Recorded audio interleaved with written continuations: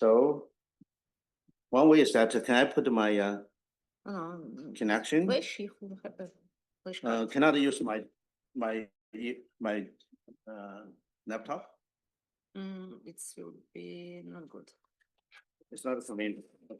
Let me try.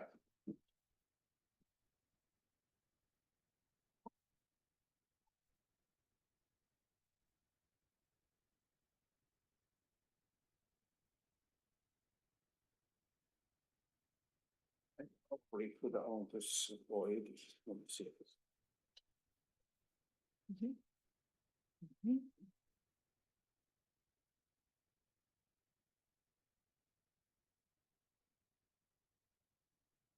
Okay, let me say a few words about Okay. our guests. Today we have the seminar of the Professor J.K. Professor J.K. was one of outstanding science in cosmic physics and gamma ray astrophysics. You know, he is the chief of the spokesman of the experiment LATSA, which gives exciting results. We know now there are relevant sources in our galaxy. And now I am pleasure. Jen was elected as a foreign member of the Russian Science Academy, and now on behalf of the division of the nuclear sciences, I'm pleased to present for the professor the science of this academy, foreign number of academies, the diploma and the science. Jen, it's for you. Great. You may take it. Oh, this one. Yes. Oh, great. This too. Can we take a picture of this? Please take a picture of this. So using this science, you may establish that you are really the foreign member of the Russian Academy. So thank you, and come on, made to start. Come on. Let's take a picture of this.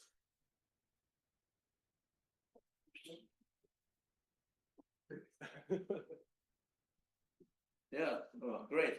Yes. Cheers. Thank you. Thank you very much. Yeah. So let's start our session. Okay.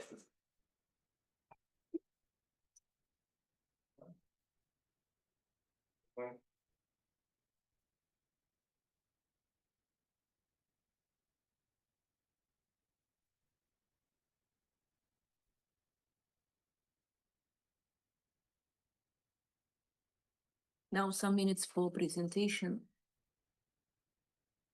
Okay.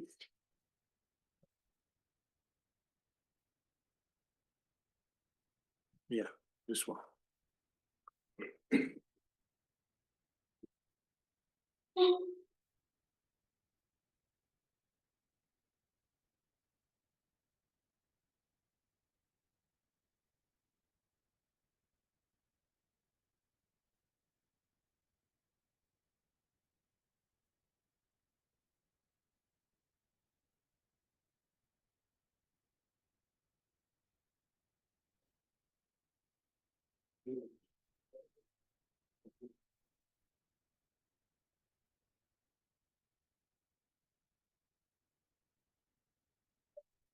Okay, it's my pleasure to be here once more. This is my second time to give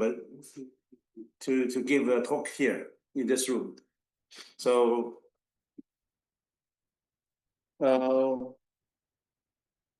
thank you very much for recommending me to be the academician in Russia Academy. That's my great honor. Very, very much thank you for doing this. And now we are pushing for some new project, which is the neutrino experiment. Since we already detected so many pepetrons in in our galaxy. So that is the time to try to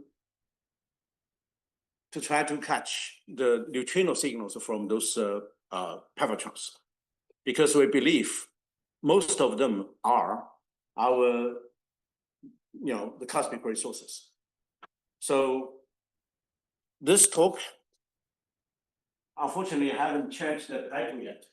This is the presentation I gave to Wisconsin people, Ice Cube people last year. And I tried to convince them the detector, what they proposed, is not enough to do this kind of job, to detect the sources. So what we need is something really much larger. In terms of according to our calculation of the spectrum of those neutrino sources, because we know the photon sources already, so we know the photon flux clearly. So that gives us the idea how big the detector we need, and how do we do this detector for the detection of the neutrinos. So I can use the page now up here, right? So the name of this is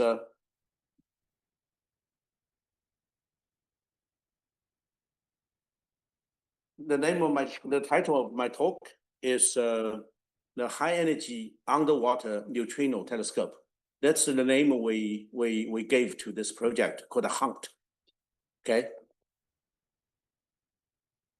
So let's start from this multi-messenger idea. Basically, we already have so many messengers being used to detect our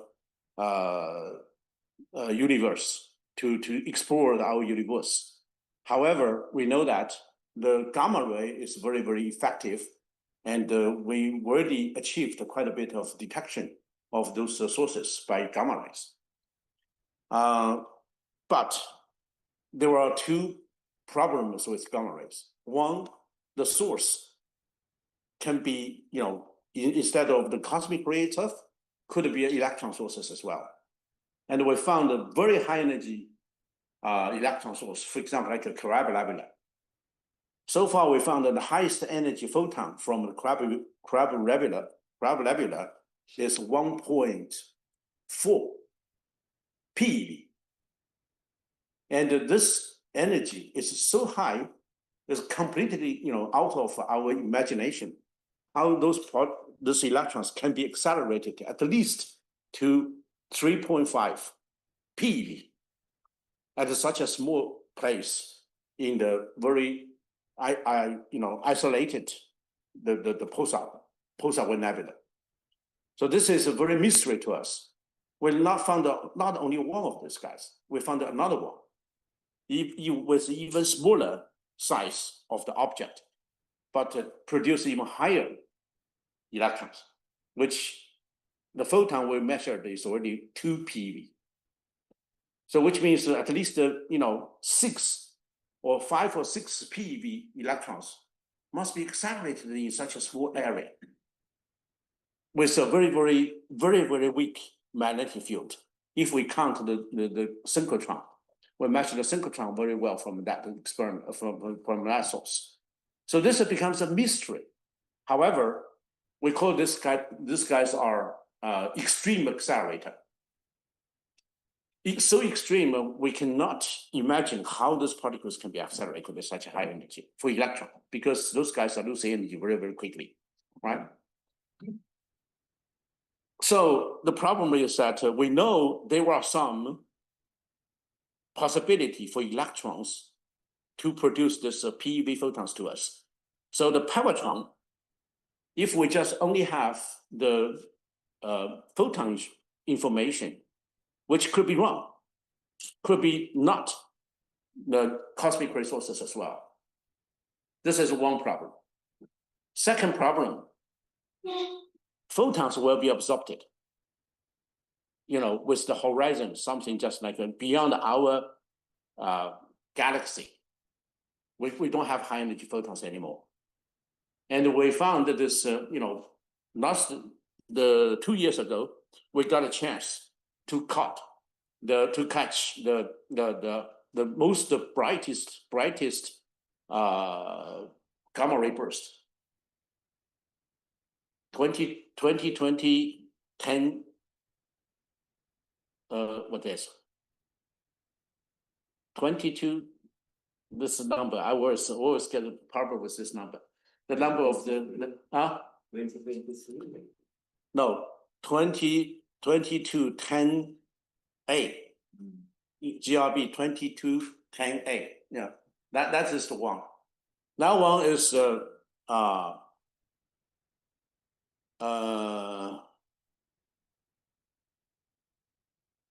20 billion. It's a 20 billion light years away from our sun system, solar system. So that one is very, very far away. For those guys, we found that the photon absorption is very, very strong. Okay, so that indicated that we don't have any chance to detect the photons beyond the 10 TeV. At that time, we caught the highest one is the 13 TeV, no more, only one event. So that means we cannot see our universe with the photons for far distance. So we need a neutrinos. So this is the way we have to do the neutrino detection. So this is the idea. We just try to say what I already saw. So what we need is we need a neutrino detection anyway. So we have a strong motivation, and we call this source guaranteed. To do the detection of neutrinos, we're always the problem. People ask us, "Do you have a source?" Now I think at least for this, so far we have almost 70 galactic powertrons. Let's take half of them as the proton source. Then we have guaranteed source of neutrino. So that is very, very important. Okay. Once we have this guaranteed source here, at that moment last year we have only 43 powertrons in our galaxy, which means we have at least 100 TeV photon be detected from those guys. Okay, now this number becomes 67 this year. We not published yet, but this number is already changed.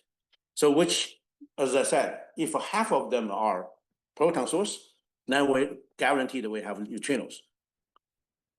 The problem is, the question is now clear. You have measured the photon spectrum, and then you just do the very simple calculation, just like this number, this formula, which is the neutrino energy.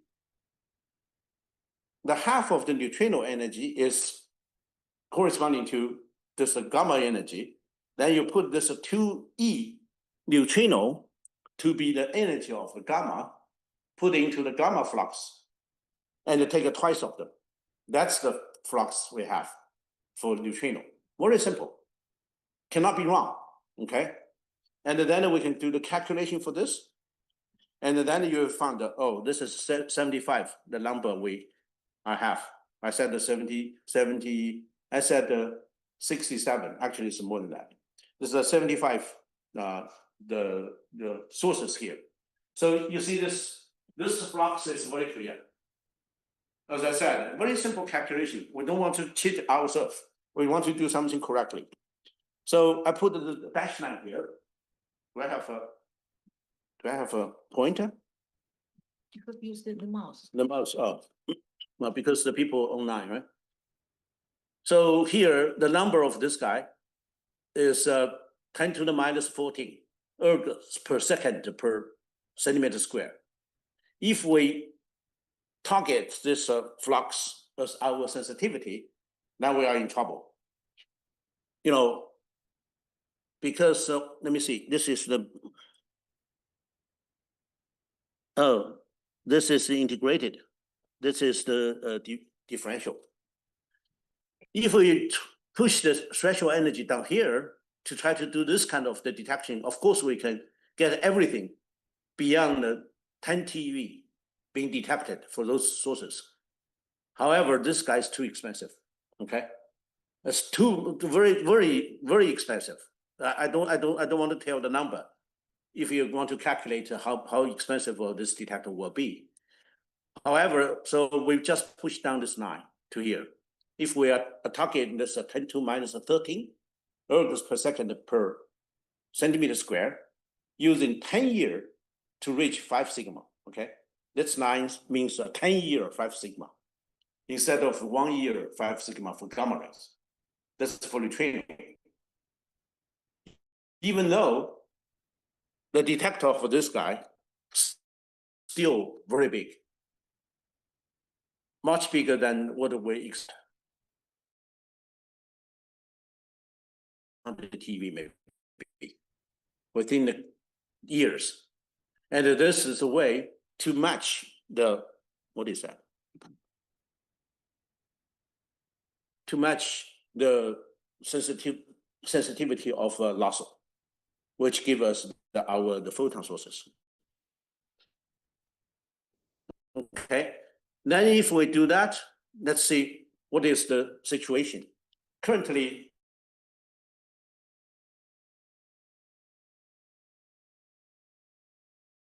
this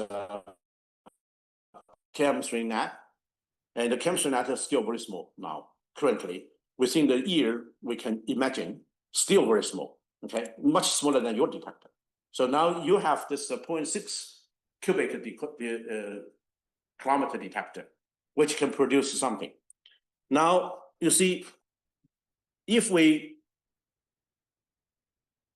look out for future, currently what we know is that the IceCube is going to push this 8 cubic kilometer detector.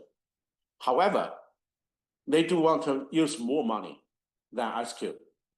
So they decided to push the distance between the strings to 200 meters.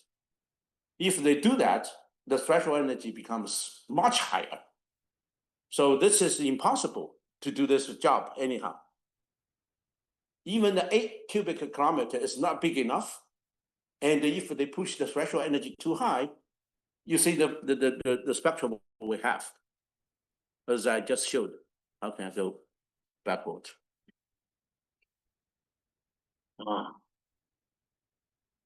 Yeah, this one.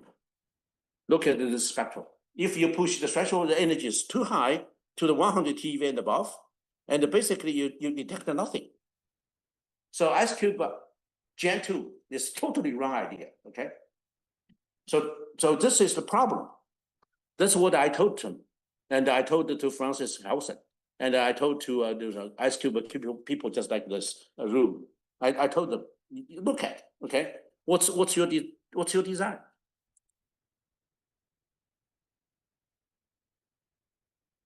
So now we already know by using this kind of detector, we can measure a couple of things, okay? Importantly, the requirement for this detector design, we should have at least 0.1 degree from muon, because they have track. That is a chance for us to look at the sources. This is very important. So to reach to 0.1 degree, according to your experience, we know that we need something just like at least 1 kilometer size of this track. The length of the track. That's what we need. Secondly, for something big, for example, like the galactic ridge region, what we need is we don't need this 0.1 degree, but we need something just like 1 degree. Okay. We need a 1 degree angular resolution, and then we can use cascading event, which has at least double our samples. So this is the idea, and if we count the tau neutrinos take tau neutrinos into account, and we get even more the samples of the neutrinos. So for this big object like our galaxy, and something just like bubble we found from the Cygnus region, the thickness region bubble at least is 20 degrees, okay, the size. So if we have 1 degree angular resolution, we can use this cascading detectors, showers as well to measure the neutrino direction for the sources. So that's the base of our design, okay? Once we have this kind of choice, and then we can look into what kind of detector we could do. And currently we have something just like a 4 sigma issue, okay? Issues, for example, like this galactic ridge, and already mentioned by Ice Cube. However, this is done by magic AI technology. I don't know how magic it is, but without AI's help, we don't see this signal. That's the situation. However, the good news is that they have this measurement in this right-hand side. This one is real. This one just tells us if you have the threshold energy greater than 200 TeV, then your source, your signal is going to be clean. Certainly, above the ground, the background from the atmosphere to neutrinos. So this is really good news for us. If we have chance to see something above the 100 TeV, and then we have, good chance to see the sources. So this is for the people not familiar with this, for this field, and the people always ask us, why you do this experiment? Because people like Kamiokan, like Juno, they already measured so many neutrinos. Why you measure neutrino? That's the question. That's the slides to answer to these questions. So this idea is coming from our Soviet Union scientists. Okay, back to that time, we have this good idea and to do this detection of the neutrinos.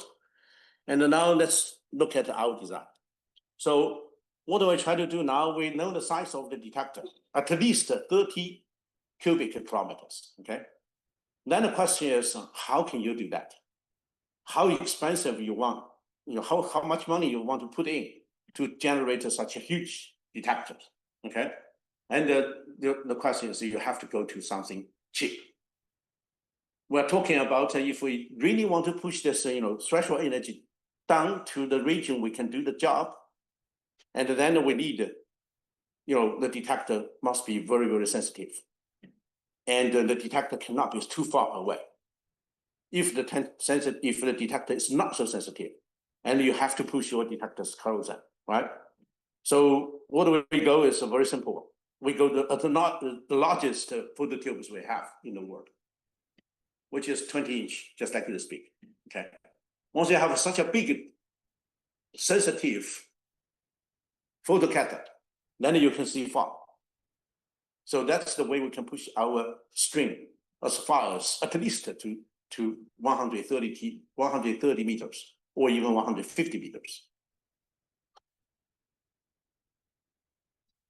So we already have the experience with those kind of detector. Currently, we have 2,000 of those detectors running in NASA with the depth of the 5 meters. 5 meters is nothing, right, for you guys. 5 meters, just you can do anything you like.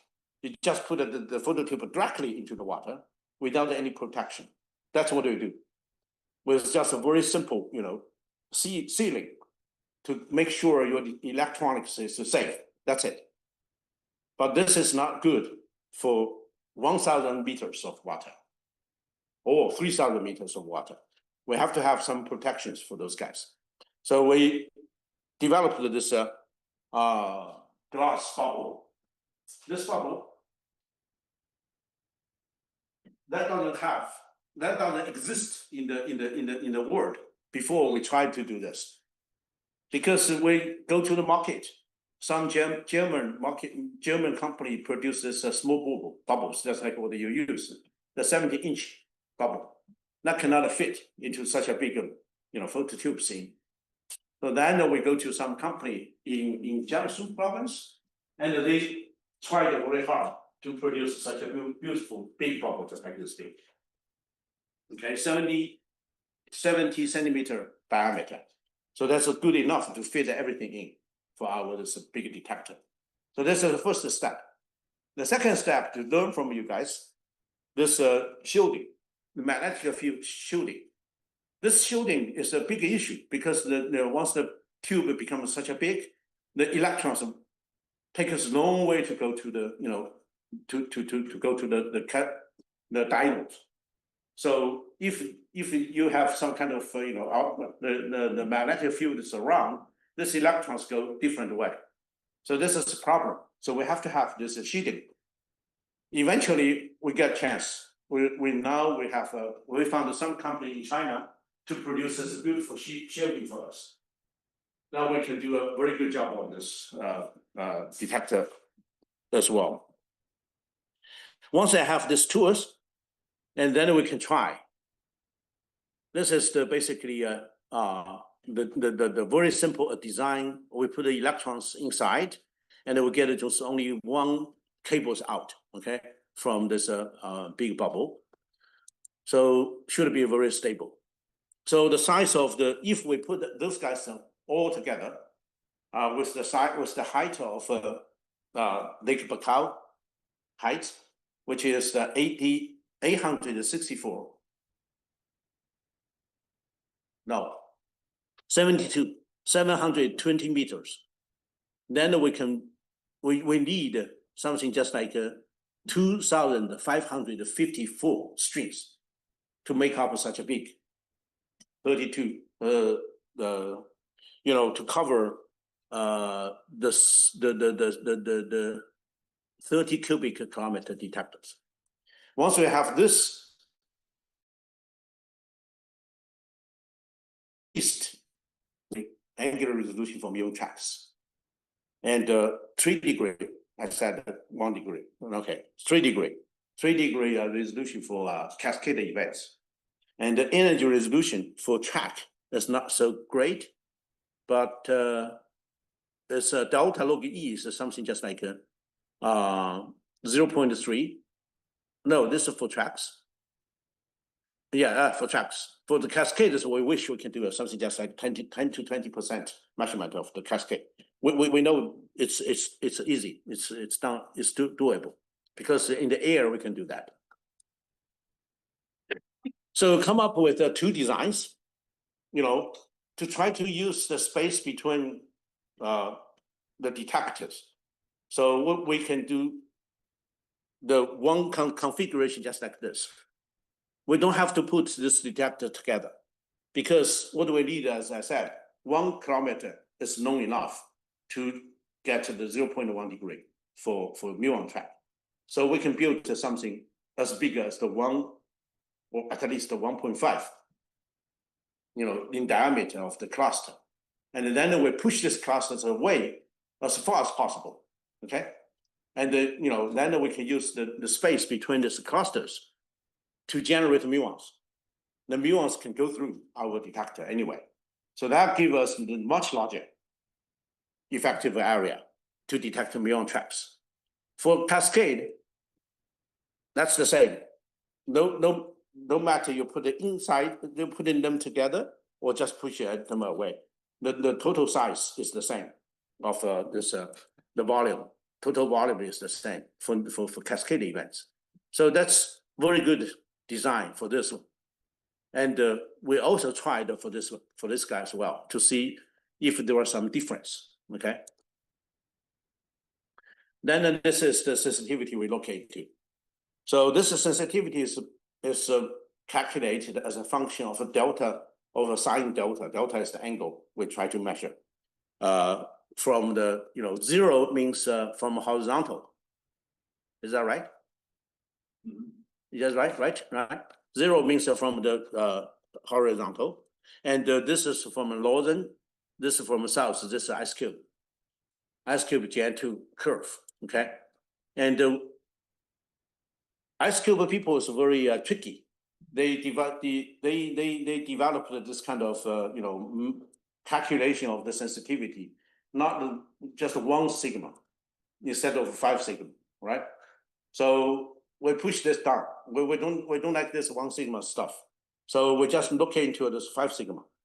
5 sigma curve just give you the idea. This is ice cube, And then here is one design is called the ocean design. Another one is called the lake design. This is difference, you see? Something just like 20%.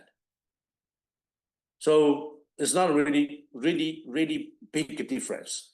But if we have a space, why not? Just push them away. In the lake, we can do the same thing as well, right?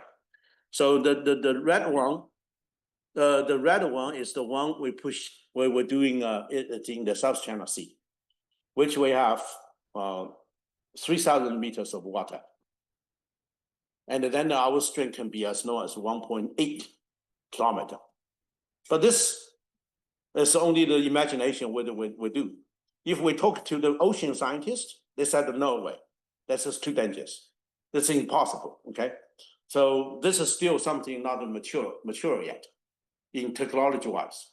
So we don't know if we really can do that. But anyhow, the calculation shows the difference not so big. So no matter, so I think this is 720 meter long string is also good to us. If we do that, we can go lake. Lake is a much safer place to do, okay? So that's the one. And then we set our threshold energy, just like this, okay? This is the efficiency we put into.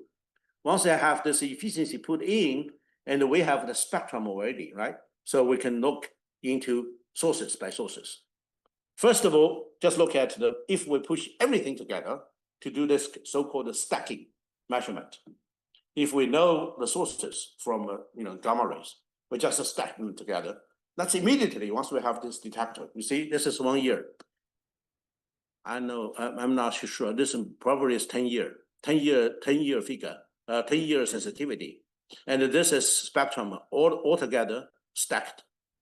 So it's easily done, at least to 5 means this is the 100 TeV, right? So immediately we get this 100 TeV measurements from all sources, if they are proton sources. This is one thing. But most exciting source is this guy. This is the microquasar. This is the giant star absorbed by one strong black holes. But this guy's in the south. Okay, it's in the good side.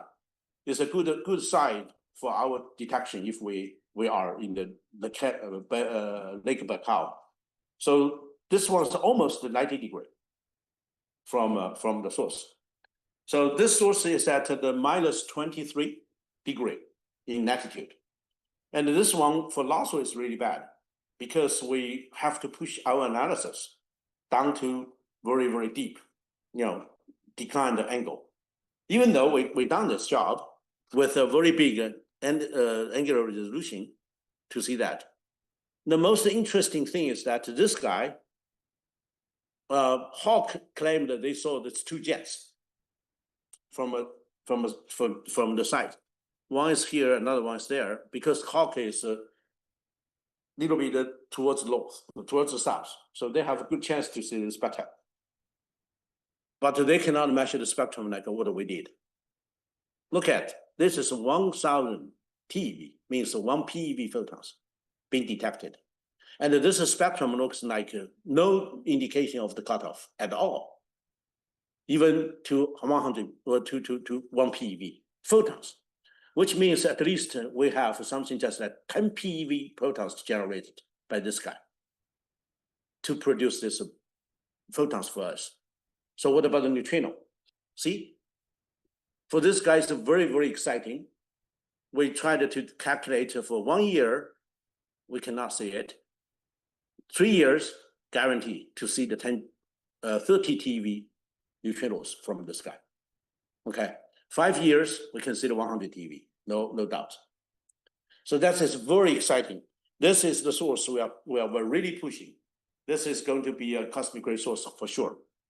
And even for today, by using the gamma ray, but once we have neutrinos measured, that would be the one we can make it a very safe announcement for the cosmic rays. And this is the one I mentioned, this bubble. This is the most important source measured by Lasso, because we found this guy, this one, 20 degree, okay? And 20, yes, 20. So which means, and this guy is so special because there was so many high energy photons from this way, from this direction. The highest energy photons we measure now is the 3 PeV, 2.5. No matter, okay. 2.5 or 3 PeV photons just coming from this direction. So this guy, that guaranteed the signals. If you look at the sky map, what we measured, except we have the center of our galaxy, another brighter source is here, brighter broad of the brightness, just the Cygnus region. So this guy, if we have a 20-degree object, we can use our cascade event, right? As I just mentioned. By using muon detectors, almost hopeless to see this source. Even we have 30 cubic detectors. But if we push this, the cascade event put in, then you see, we can detect it within 10 years, no problem. Okay, so that's his hope. That's his very important. We have 3 events from the signal. Yeah, good news. Yeah, good news. So this is very important source to check. Another one, of course, is galactic at ridge. This is a big one. This bigger way. You know, when I was a student, I thought if we don't see any neutrino from this guy, that would be something really, really wrong. Okay, everything could be wrong then, because we know the cosmic rays going through this region. From when I was a very young student, I know this story.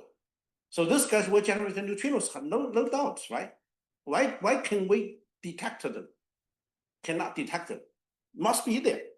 So now IceCube claiming these orders. But I don't know how real they are. But at least once we do this job, again, we can use the cascade event. And then guaranteed within the 10 years, we can see this source for sure. Probably not necessarily within. Do I have something like 1 year? No, I don't have a 1 year curve here. But I thought that probably we can do that within 1 year to see something from this one. Of course, we have many candidates from our nozzle measurements because we already published those spectrums already. So we can try a couple of them with a very high flux. Guarantee within the 5 years, we can see the sources. Okay, a couple of them.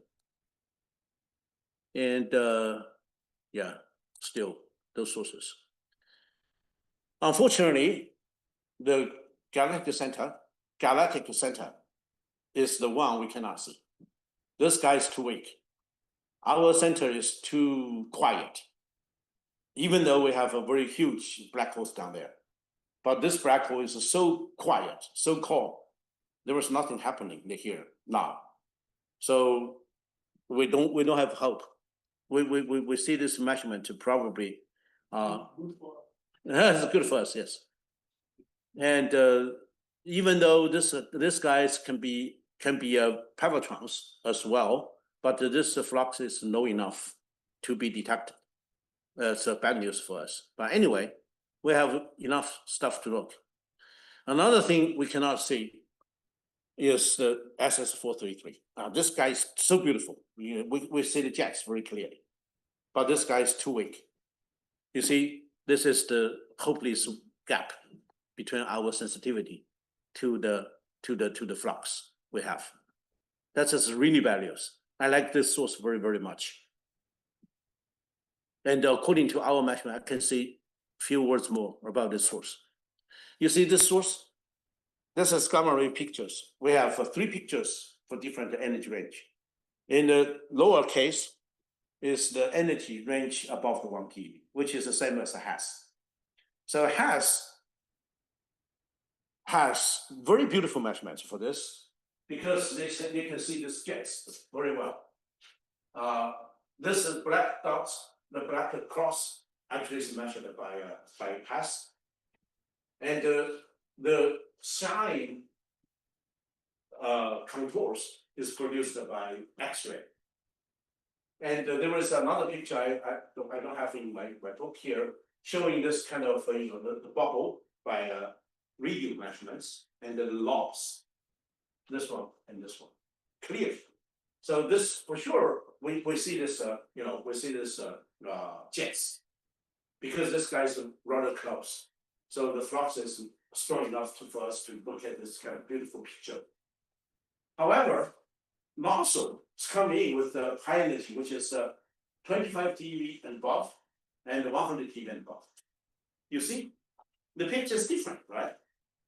The picture is towards the center, and also slightly go to the north. Not exactly on the connection of the jets. So that indicates something actually happened, escaping from the source. Happened to be there. There is a piece of the cloud. That is the atomic cloud, atomic gas there, that indicated by the white contours. So that gives us the target.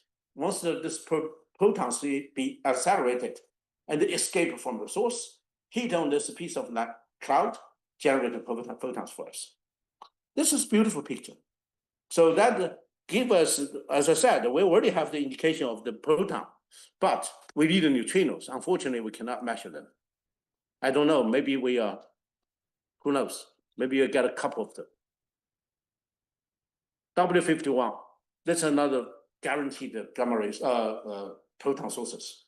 We have a beautiful measurement for this already from NASA. Plus the Fermi has the, pi zero bump, famous pi zero bump, plus our measurement at the high energy. Unfortunately, this guy is too weak, and we cannot see it. Crab Labula. Again, no chance, because Crab Labula is guaranteed to be an electron source for the huge energy range, more than 22 order of magnitude of energy. Only the very tiny part of the highest energy part could be generated by proton. Okay, this is proton source. If you put a proton spectrum, if you put this proton spectrum here, unfortunately, it's too low. We cannot say it, no, maybe. However, good news is for the extragalactic sources. So for this famous NGC 1068, we can do that within a year. Beautiful measurements, no doubt, okay? We can do that even the 2 months here. Even 2 months of the sensitivity of this detector, we can see this guy very clearly. And recently, just one, we know IceCube has a rumor to see they have the new source from this region. This called the Circinus galaxy. And if this source is real, and this one is even stronger, we can do that within the 15 days to detect the source. Very exciting, right? That means once we have this detector built, we will so bright in the sky. Everywhere is neutrino sources. That's a very beautiful situation. So we made the estimation, something probably, this is what? Diffuse. Diffuse, this is diffuse source. I didn't talk to that. And we have the estimation of the, I'm trying to find the number. For this source, I don't have the number here. So we have the estimate of this number, something around 100, at least. 100 sources from our extragalactic sources, okay? That's what we expect. And of course, we can measure the diffuse proton, the neutrino source. I don't know, this is sensitivity 1 year, yeah, which means we can detect it.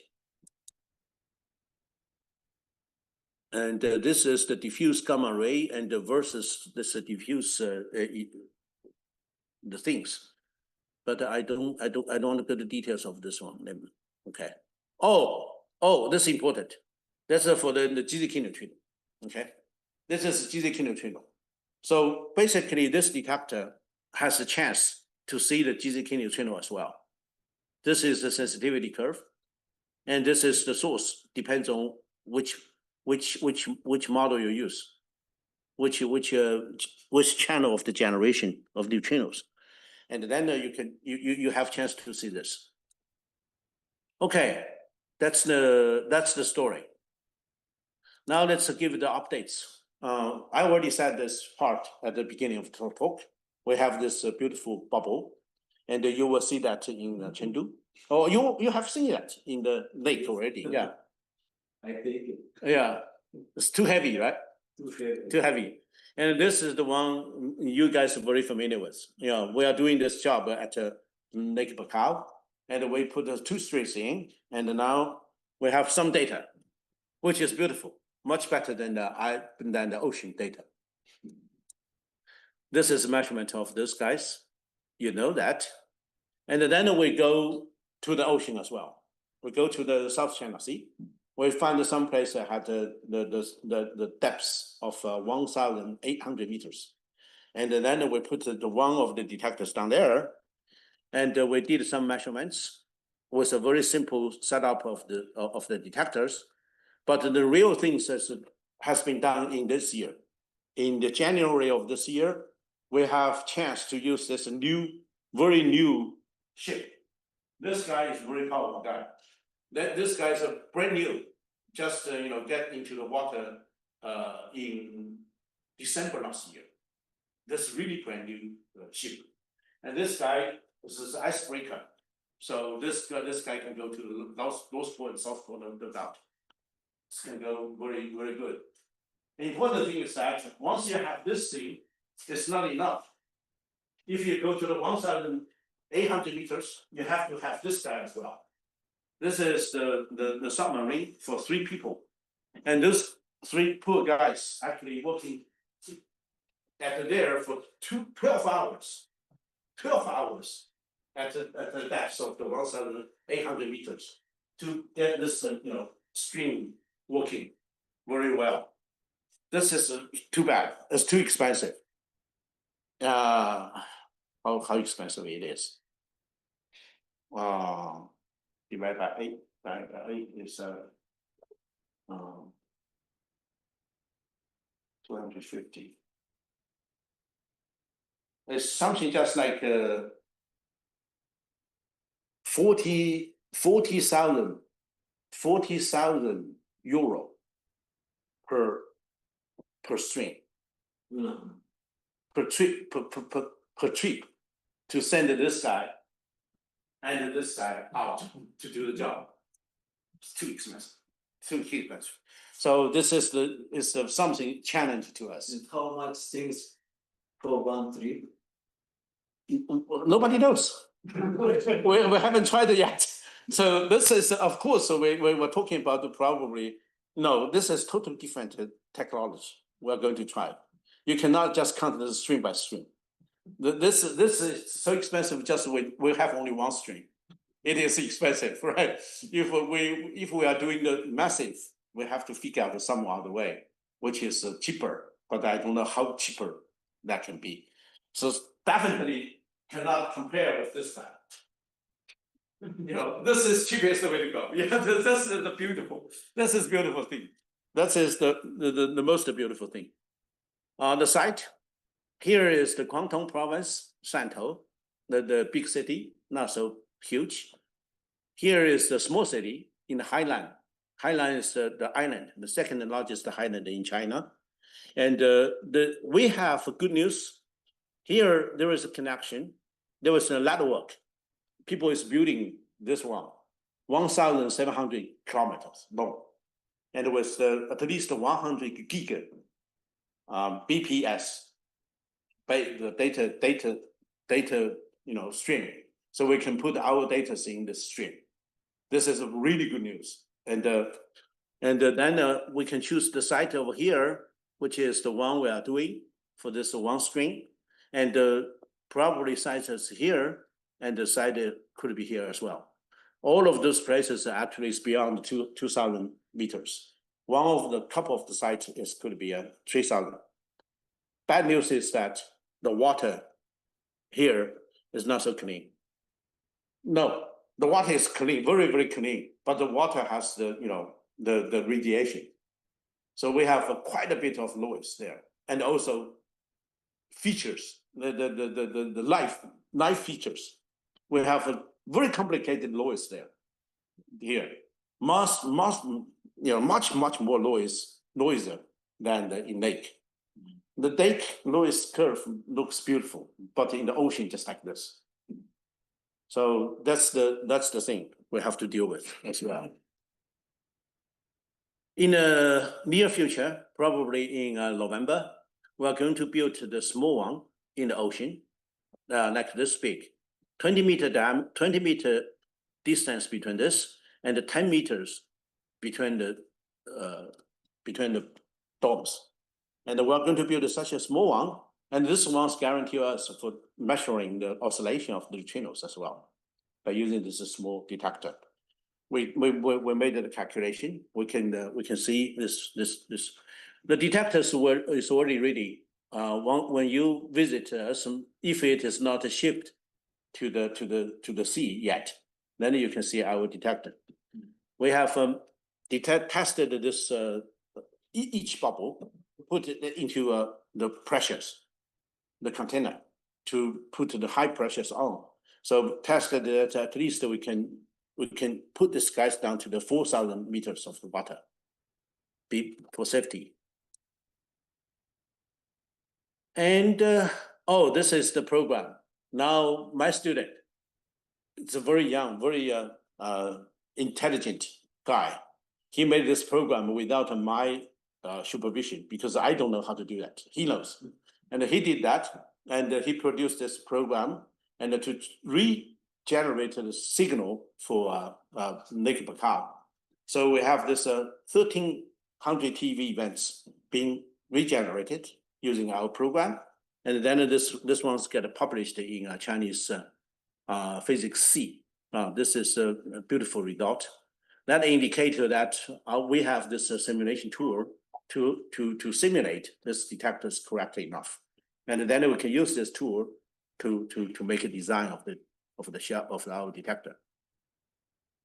Okay, this is the other thing he did to try to push this one by using this parallel calculation, using the GPU instead of CPU. And this program has been tested with the speed up by a factor of the 81, which is not enough. We have to push this even more to higher speed of the calculation. And now he becomes the postdoctor here in Dubla. He is going to work on this project for to get more data analysis for this one. And this is the idea we're going to do. So there are some plans, and then we had at least 3 conferences with ocean people. Currently, I'm pushing this very much to try to get the ocean people excited about this project, and they can do the ocean science with this, and then this project, because this project is too expensive. We cannot, and the neutrino people cannot do that alone. We need help. We need the people from the other field. For example, like bioscience, the ocean science, the dynamic things, and this is the way we get so many people to be involved to try to make this project larger. This we have a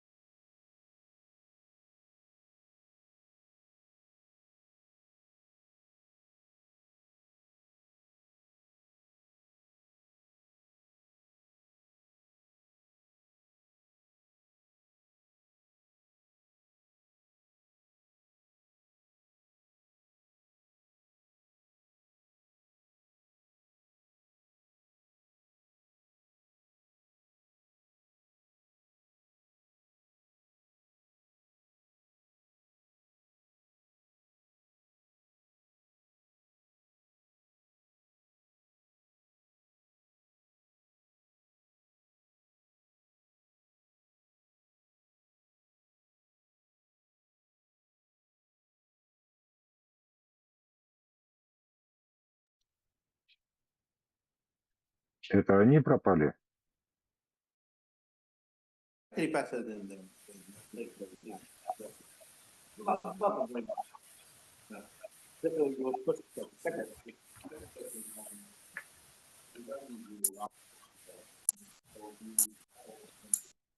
Source of good advice. Is it because the process more basically what you do, example, change your processing? You mean the number of the Yeah, yeah. applicants? Yeah, Yeah. And both direction. One is to increase our sensitivity by better analysis. Secondly, we have the double the data okay, almost. Yeah. thank you. Go ahead. As I understood, you have two possibilities to make it in China's South China Sea See? and Baikal. I misunderstand. Sure. Yes. This is two What is possibility. What is better? I just showed that there is almost no difference. At least not so strong. Okay. Technology wise, go to the ocean has two major difficulties. One is the noise. The water is so noisy, and with the this radiative activity. This is one thing. It's coming with the sea water. That's for you cannot avoid that. And then we can choose some place to avoid this kind of the bio activity. There is so many noise sources in the seawater, so that makes things quite different. But the people told us probably you can choose some good place. This place is too bad. You can try some other place. Who knows? Fish is everywhere, right? So I don't think we can completely avoid this kind of noise. So this is two difficulties from. This is one difficulty. One difficulty. The second one is the technology wise. To develop, deploy those detectors in almost doubled our budget. So that's a money issue. We got rich people to support. Otherwise, we cannot do it. So this is the problem. So that's why I tried so hard to get the ocean scientists join us. They have their half. We have our half. Then we can put this project on. But otherwise, it's really, really difficult to do that. So the lake is the very safe solution. But the lake has a lake problem, money. So go to the ocean, we have a channel we can apply for. Not guaranteed to be approved, but we have channel to do that. For the lake, it is international collaboration. We don't have such a channel to apply. We have to create the channel to make somebody be convinced, high-level people. Then they can support us to do this job, okay? So yesterday, I just went to our embassy. I saw, I give a talk like this to the people there to try to convince them. This is a very great project. You guys should work very hard to support us to get this project being supported by two countries. That's double the difficulties, right? I try to convince our country, you can try to convince your country to get this things being done. So this is difficult. See? It's not easy, but we are going to try anyway. And did you connect with the concerned people? They had experience in the sea, so maybe. I think their experience is bad. Yes. There's very high failure rate.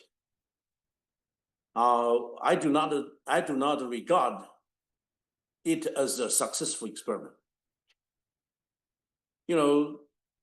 People, they do not tell you. We have some channel to know that. The failure rate probably is 10%. So nobody can afford such a big failure rate. That indicates another thing, just the technology-wise is too difficult. It's a dangerous project to go to the sea.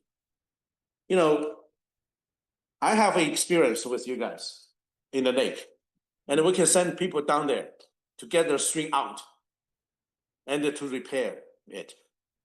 There's no way to do that in the ocean. Once you put it down, put it down. If it is dead, dead. You don't have a chance to recover them. That's the problem. Okay. So many problems there.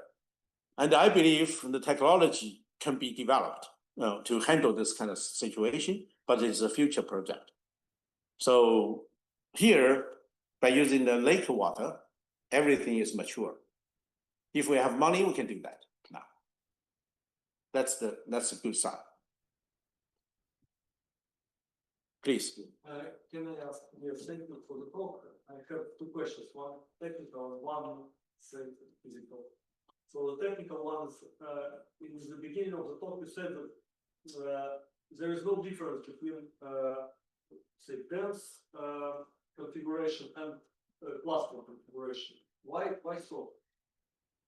There was difference, 20%. It seems that, well, if you, you should lose some events that, say, on the border of the cluster. The border of the cluster. Yeah. You mean the boundary Yeah, issue? yeah. The boundary, That's because of the boundary. the boundary probably is not a huge issue. It's not a huge issue because you can, once your detector is dense enough, you know the core. Yeah. Because the size is not big. Even for the 100 TeV, the shower is something just like 20 meters long. So it's not a really big issue, the boundary. You can do if it's cascade, right? Mhm. If it is muon, you don't care. We have the going events. We can use that to measure the direction. That's so the boundary effect is not really a big issue, and we are going to use this boundary actually, according to IceCube, the experience.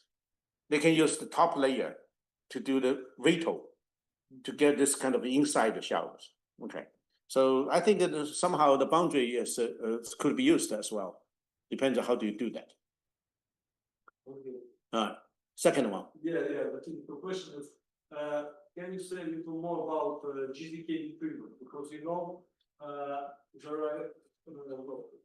large efforts, some people to measure with, there is a grant project. Did you compare the sensitivity? No, the Korean, for example. Yeah, grant. Those experiments is not real. Yeah.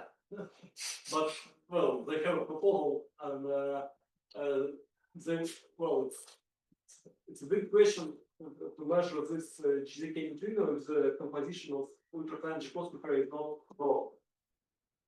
And they say that the sensitivity is just touching this GZK prediction for non-proper compositions. That's right. Yes, but I'm not sure it's This is okay. yeah, And by some guy just put a belt, yeah, one belt. yeah. I know this paper. You know this stuff. Yeah, I know this paper, but it doesn't specify which model, because There are two models, right? yeah. There is another one is by this Kotara. Yeah, but Kotara. it's Kotara one and the Vol. they're from the gather solution, but it doesn't show what is the composition. Oh, I mean the composition could be different. Yeah. But this is tiny details, I think. No, at the moment we don't really deal with this kind of details. Yeah, but I think Right. it's a good it's very interesting prospect for your experiment to have this Capability. predictions Yeah. prospects. Right. Because many people is interested in this kind of things. Is I remember these two lines is highest and lowest predictions for the AG composition. So You think so? yes, Okay. and for proton compositions it's higher. Yeah, of course. Yes, and especially in light of this chemical measurement earlier this year. But I remember this from this. You mean this 200 TV? Yeah. Don't believe it? No. One event, you can do everything. But Right. it must be Wow. for us. It's important. Okay, You will not believe, but you must use it. please. May I ask you about the Triton project? Is it a cooperative project or cooperative project? Internally, we decided to merge. Once we are going to, Cooperate. So you decided to cooperate with it. yeah. So there is no reason to have two projects in the one country to do this kind of a huge project. So we decided that at the high level, we already decided that once we go to the, to apply for highest level of the funding, and we decided to merge together, becomes one project. And there was a very much internal fighting about the physics, about the design of the things, but it will be settled anyhow. And the site must be the one site. And once we decide to go to, I don't know if they want to go to Lake Baikal. This I'm not so sure, because they always talk about this ocean solution, only solution from the ocean. I haven't discussed those guys yet about this go to Lake Baikal, the opportunity. And but anyway, sometimes we have to sit down to talk about that. Right. Okay. More questions? There is no one from the Maybe lake. from Zoom? Yeah, from a lake. Mhm. Those guys are working there. Не видно наших там.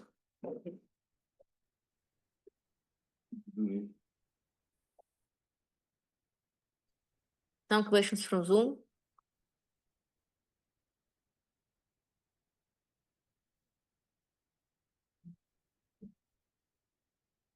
Okay. Not hands. They are too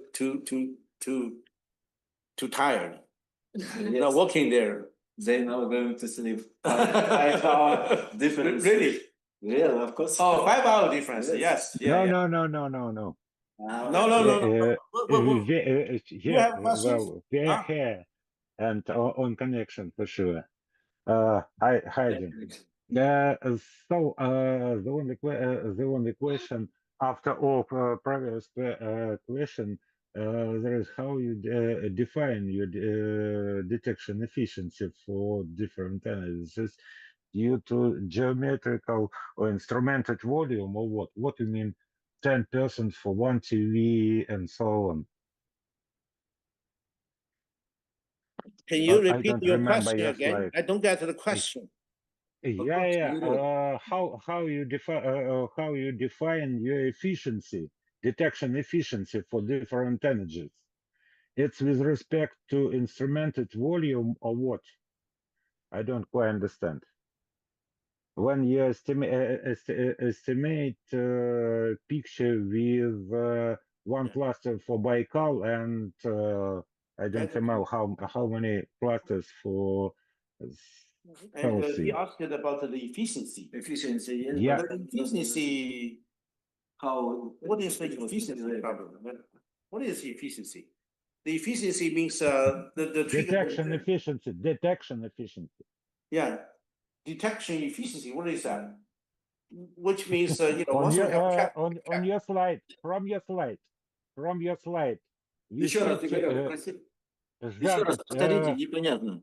what means detection efficiency versus muon energy? It was estimated with respect to instrumented volume or what?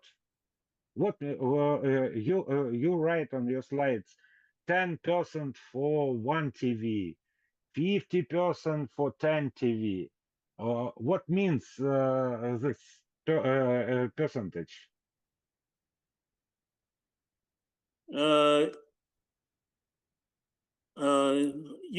You may ask the trigger condition. Here. I don't know. Here. What you mean. Is that one you asked? I don't see a slide. Is this one you asked on the screen? Can you see the screen? Yeah, no. I see only you. not your slides. Now it's shared.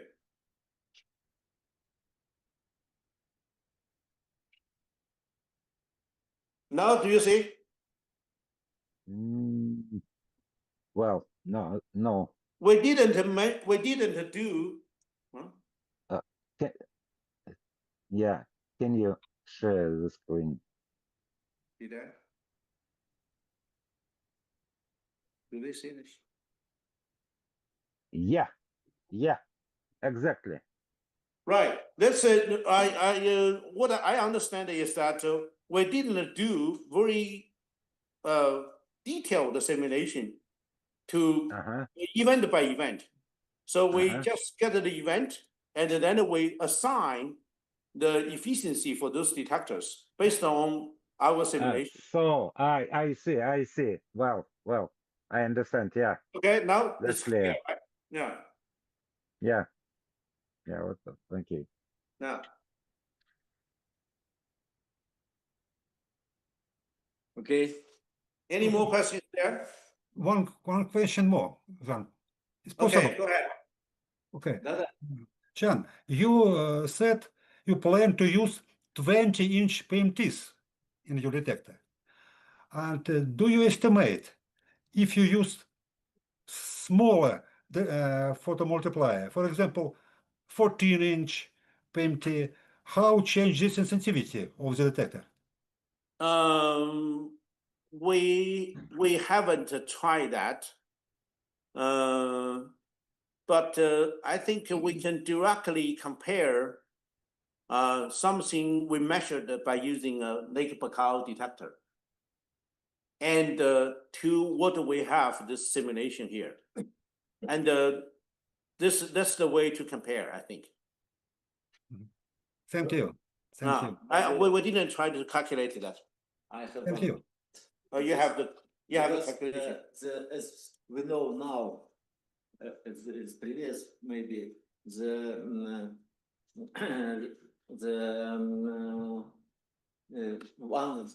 14-inch photomultiplier, the feature we choose, the cost is twice lower than 120-inch. So two photomultipliers of 14-inch it's the same cost for the photomultiplier. And if you will use two photomultipliers looking up and down, the whole, but for the same for the same. But up and down, I don't know. Up and down, I don't know. Up and down, according to our simulation, up and down will be almost the same.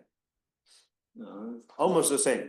So this is not so big difference. However, once you have this upper part, which easily be pollute the bubble. So the within the years, the upper part becomes not so effective. That's the problem, and only the lower part, for sure, is okay. So that's the idea. Okay, so I don't think this upper part is a safe design. That's what we have currently. But you guys probably problem for engineers. So yeah, this is probably for you guys. Engineers, I solved it, I think. Right, the people actually is thinking about this problem is a sort of the dead stuff in the water, particularly in this ocean. Yeah. There are many things they call the snow, the ocean snow, the stuff just like a snow just coming down, and covered your bubble. So the upper part within the years, even this is very, very deep. Just like the snow can go very, very deep. This is a problem. And the ocean people told us, this is it's not almost avoidable. Because everywhere you have this kind of problem. The ocean is so many, nice stuff there. So they are generated this kind of stuff and eventually going down to the sea. So of the is always the problem. So that's why we do not like this kind of design of going up, looking up thing. So we try to look at this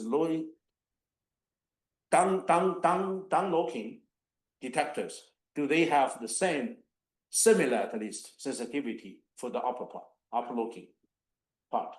So that's what we found, almost the same. But Practically the in my same as we camera had. it's not this. Really? So Okay. there is a profit, but of course we also have the sedimentation all the way. Right. The question is how to clean it. Sure. Okay, more questions?